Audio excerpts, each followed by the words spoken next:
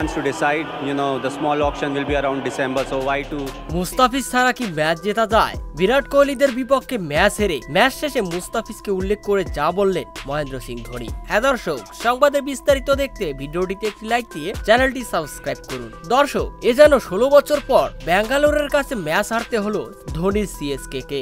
IPL এর এই ম্যাচে বিরাট কোহলিদের আরসিবি আগে ব্যাটিং করে নির্ধারিত 20 ওভারে 196 রান টার্গেট দেয় চেন্নাইকে। চেন্নাইয়ের এদিন বলাররা যেভাবে ছিল বাজে এবং খুচুরে, তাতে চেন্নাইয়ের যে যথার্থ বলারের অভাব সেটারই প্রমাণ পাওয়া গেল।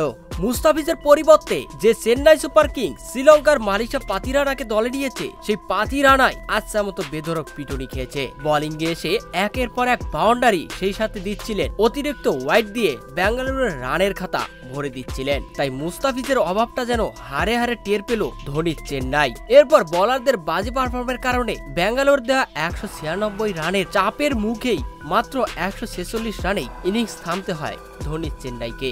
আর তাই তো ম্যাচ হেরেই উপস্থাপকের প্রশ্নে ধোনি বলেন, মুস্তাফিজের অভাবটা আমরা হারে হারে টের পাচ্ছি। পাতিরানার থেকে মুস্তাফিজ যে কতটা ভালো ছিল তা বলার অপেক্ষা রাখে না, কেননা পাতিরানা ডেথ ওভারে সবচেয়ে বেশি খুচুরে, আর মুস্তাফিজ ডেথ ওভারেই খেলার মোমেন্টটা ঘুরিয়ে দেয়। তো দর্শক, আপনারাও কি ধোনির এই কথার সাথে একমত? আপনার চোখে কে সেরা, পাতিরানা নাকি মুস্তাফিজ? তা অবশ্যই জানাবেন কমেন্ট করে।